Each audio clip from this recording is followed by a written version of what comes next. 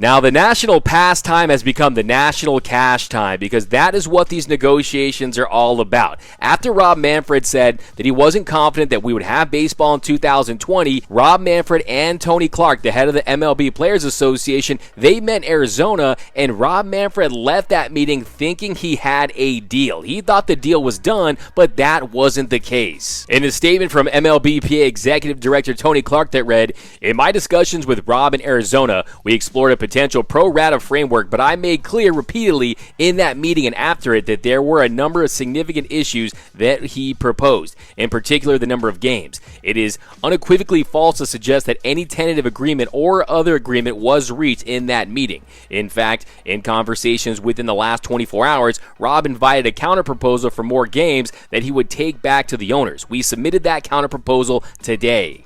Now, my first question is, what happened to the whole tell us when, tell us where? Every player in Major League Baseball, they were tweeting out, tell us when, tell us where. Everyone was tweeting it out, and then all of a sudden, Major League Baseball says, fine, July 19th at an MLB stadium near you, and the players are like, LOL JK. So come on, players, if you're going to say tell us when, tell us where, you've got to stick to your guns on that one. That's like me getting into a fight in school, and the bully comes up to me, and I tell the bully, I'll fight you anytime, anywhere. And the bully's like, okay, at the cafeteria, 3 o'clock. And I'm just like, okay, let's just talk this thing out. Let's talk a little more. I'm not ready to fight you just yet. I want to talk things out and negotiate a little more. But it's so simple right now. The players want to play 70. The owners want to play 60. They've got a runner on third, no outs, the meat of the lineup coming up. All they have to do is get that runner home. All you have to do is agree to 65 games. 65 games, full prorated. You'll have extended playoffs from this year and the following year. And then you can start to get things right with the fans, because right now it is not pretty. There's a lot of bad blood, a lot of vitriol between the fans and the owners and the players, quite frankly, and they need to repair those relationships as quickly as possible. And you really want to help the fans out, you give them one extra game. 66 games,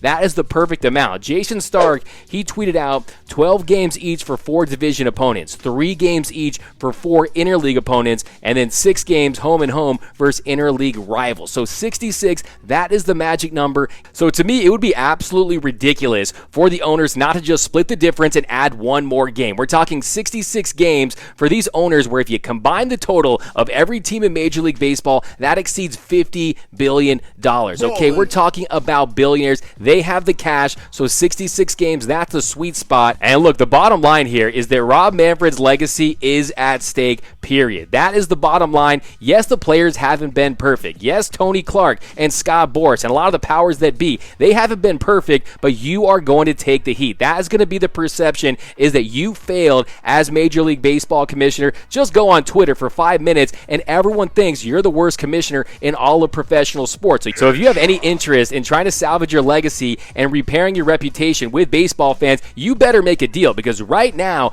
baseball fans think you're ruining Major League Baseball. Your overconfidence is your weakness. Your faith in your friends is yours. You will be destroyed.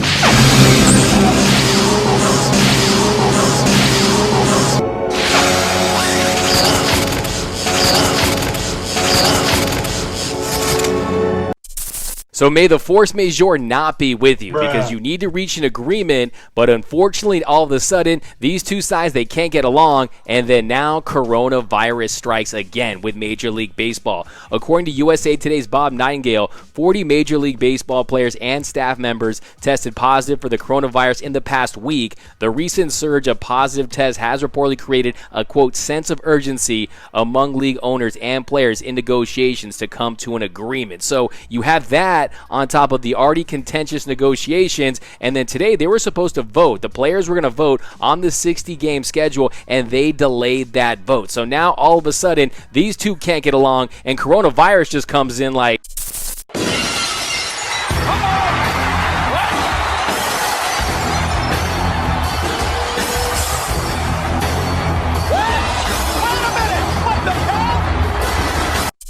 So coronavirus, it's still here, it's still real, and it could derail the entire season. One Major League Baseball official said COVID might just end up defeating us all. So let's just hope we get any baseball this season at this point. But if we can feasibly play 65 to 70 games as opposed to 60, I stand firm with the players, because without the players, there is no product. Right now, there's 2,095 billionaires in the world. There's one Mike Trout, one Clayton Kershaw, one Walker Buehler, one Cody Bellinger, one Francisco Lindor. You get the point. There's only 34 Major League Baseball All-Stars. There's 2,095 billionaires, and these billionaires are filthy rich. I mean, it is a billionaire boys club in Major League Baseball. Just look at the New York Yankees. George Steinbrenner bought the New York Yankees back in 1973 for $8.7 million.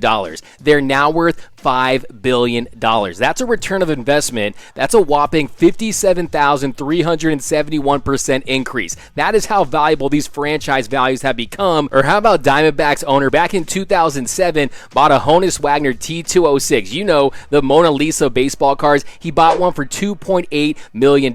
He's got one of the richest baseball card collections in the world. Look, he just takes one trip to Pawn Stars and he can pay for this whole season, okay? So look, we can go on and on for days, but these billionaires, they have the money. And a billionaire is very different than a millionaire. How about this? If I deposited $1 million into your account and told you that you had to spend $1,000 a day, how long would that last? That would last 2.7 years. 2 years and 7 months. If I did the same thing with $1 billion, it would take you 3,000 years. Okay, so $1 billion is a lot more than $1 million. The players are the millionaires, the owners are the billionaires, and they need to pay up. But before we head out, some positive news. The Dodgers, they signed their first round pick, 6'5" Bobby Miller, 6'5", 220, a flamethrower. We're talking 99-mile-per-hour heater. He's got a slider, he's got a cutter. This kid is going to be a star one day. They signed him for $2.2 million.